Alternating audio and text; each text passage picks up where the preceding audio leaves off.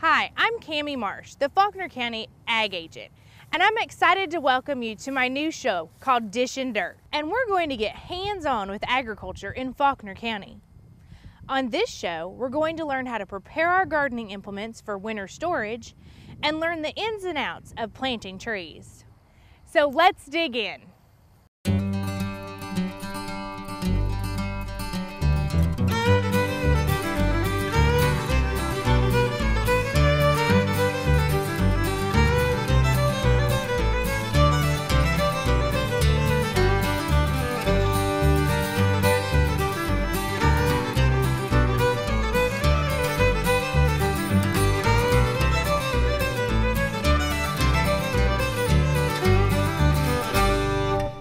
Okay, we're here today with Mr. Don Greenland, and we're excited to talk to you about getting our fall garden ready and getting our tools ready for the winter.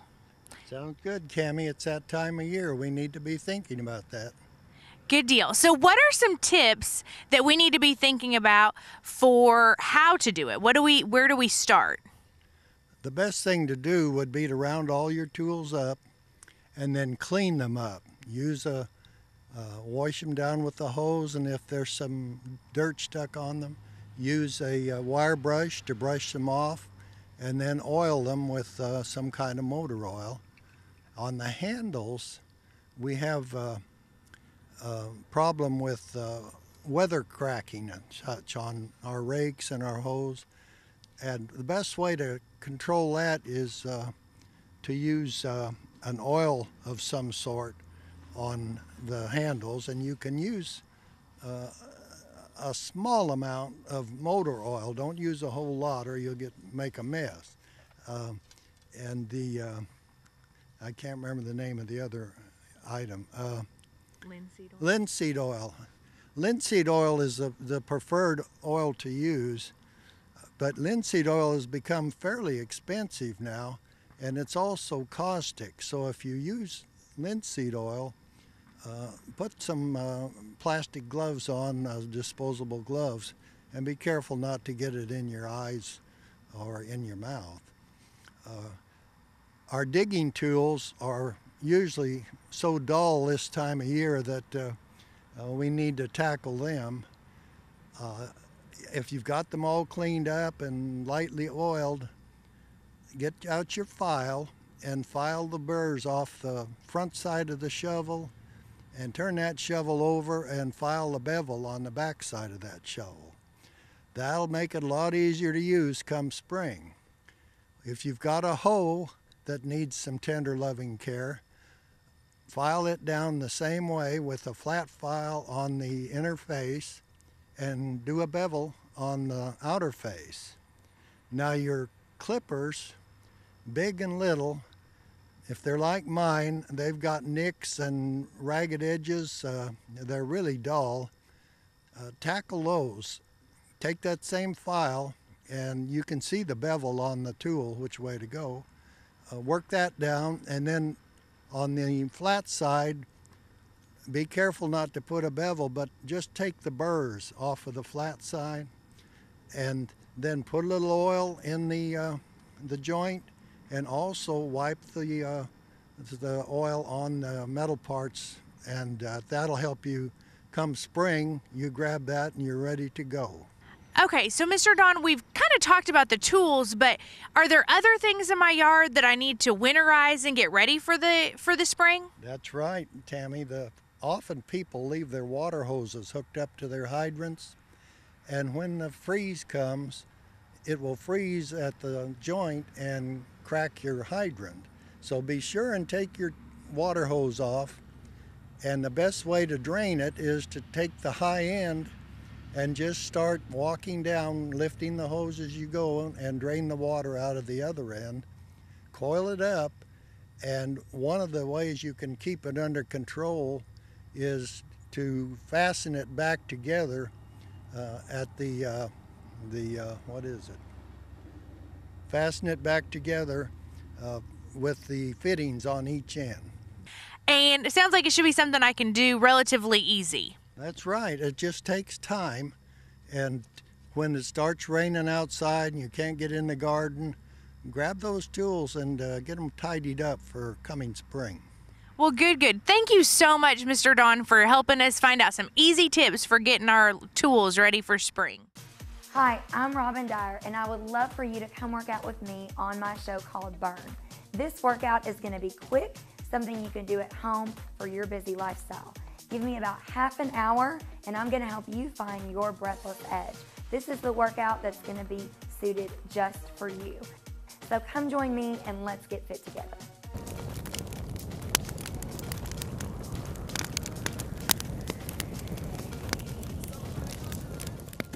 My life used to be a different story. Each day seemed more challenging, and I was scared until I came here. The home-like warmth and care I received made me feel safe and loved. Oh, I'll never forget the smiles. They met my needs in a special way. Now, I look on with a hopeful tomorrow. Our skilled nursing and rehabilitation professionals will help you reach your goals. Welcome home, Grandma. Heritage Living Center. Hi, I'm Becca Mitchell with U.S. Compounding Pharmacy. Here's a helpful tip. Children and medicine. Sometimes two things that do not go together. As parents, we understand, and as pharmacists, we're here to help. There are a lot of options. Maybe a topical cream or even a gummy bear solution is right for you. If it's a battle to get your child to take medication, give us a call and we'll work with your child's doctor to come up with a solution. We are U.S. Compounding Pharmacy, and we make feeling better, better. We're here with the Conway High School ag teacher, Randy Romeo, and we're excited to be here in the greenhouse. And glad to have you. Very good. So we just kind of need to know the ins and outs of planting trees in the fall. Well, the fall generally is the best time, although people think spring, everything's coming out, time to plant. It's also going to get very dry during the summer. So by planting in the fall, you give the root system time to acclimate to the soil, get used to the pH in its surroundings, and that way in the spring, when it does come out, it can take off, and it will have that much more root growth going into the dry spell, especially if you're planting them in an area that's not going to get much, if any, irrigation. So. Well, very good. So there's all these little acorns dropping right now. Is there something we can do with those? There is something we can do. In this bucket, I have a whole bunch of sawtooth oak acorns that my students gathered across the street at Laurel Park. We take them, we put them in the refrigerator to give them their cold rest period, and about February we'll take them out and we will place them into flats like this, and really there's no secret to it. Just kind of scatter them out, and then you'll come back in and you'll cover them up, keep them watered, and about 2-3 weeks they're going to sprout. When they get up about this tall, you're going to put them in a little pot, and next thing you know, you've got a nice yearling sawtooth oak ready to plant. Well, very good. And my students potted these up last spring. These were actually acorns that we planted last spring, and this is what they've done over the summer. So very good. So what do we do with these little seedlings that your kids are doing such a great job growing for us? Well, most of these will go to Arbor Day with the Tree Board's Arbor Day celebration. We give away usually about 200 or 300 trees every year over there, and they are all stored here behind the construction shop right now until we get our nursery done over by Burco. The kids, some of them are seedlings that we do get from the Forestry Commission, but a lot of them were done like this. We had 3 other varieties that we started in the greenhouse last year, and anyway, they'll load them up and take them over there. We also give them to various elementary schools when they do their little projects, and we've had Boy Scouts come and get them, and 4-H and the FFA kids have taken some home and planted them. So these sawtooth are the fastest growing oak, and if you're really looking for a good wildlife mass bearing tree, this is the one to do, because they'll start putting on acorns 10-15 years where white oak, red oak may take 25-30 years. Well, very good. So tell us a little bit more about Arbor Day and what goes on at that event. Well, the Arbor Day event, the tree board started doing it in the fall. Generally, most Arbor Days are in the spring, I believe in March, if I'm not mistaken. We wanted to do it in the fall when we knew the trees that we were giving away were going to have a much better shot at surviving. So we've been doing this on the first weekend, or first Saturday of November for, is this the 7th year now? Yes, sir. And it's over at Laurel Park. And we have some demonstrations, and people learn some pruning and some methods of planting the trees. We also have play zones for the kids and art exhibits, and just have a fun time. Well, give away a lot of hot dogs. Very good. So if I'm not planting a tree from an acorn or from a little sapling like this, is fall still the best time to plant a tree? Yes, fall would still be the best time to plant. As far as I'm concerned, the survival rate just seems to be much greater. If you're going to be able to water, you're planting it in your yard and you have a sprinkler system and that's going to go all summer, then you probably don't have anything to worry about. If you're going to plant it out along a creek bed or just somewhere you're not going to have irrigation, then by all means you need to plant it in the fall. Very good. Okay, so when I get this at Arbor Day and I take it home, how do I then plant it? How do I know how deep to plant it and what to do? Well, you want to basically plant it at the same level it was growing in the pot. You're going to dig a hole at least, on this one I would make it at least 2 or 3 times as big. Now if you've got a 10-gallon pot, maybe half again as big is the rule of thumb there. But you'd probably want to dig this hole about that deep.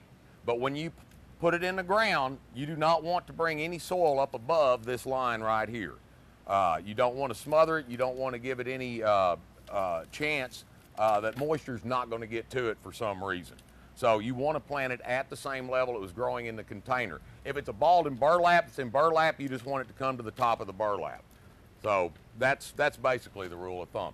Now, do mix soil that you taken out of the hole. Don't come back in and put all peat moss and that sort of stuff. It needs to have the other soil with it, because if not, it may just stay in that hole and the roots grow around and around in a circle and it gets root brown, and a couple of years later your tree dies and you don't know why. You dig it up, no roots ever went out of the hole because they just liked that stuff it was in and didn't go anywhere. So you're combining it back with the native right. soil. Go ahead and put some in there. Maybe put some bone meal in the fall. That wouldn't be bad. Don't put any hot fertilizer, granulated fertilizer, but something like bone meal would be good to put in the hole. Wouldn't hurt at all.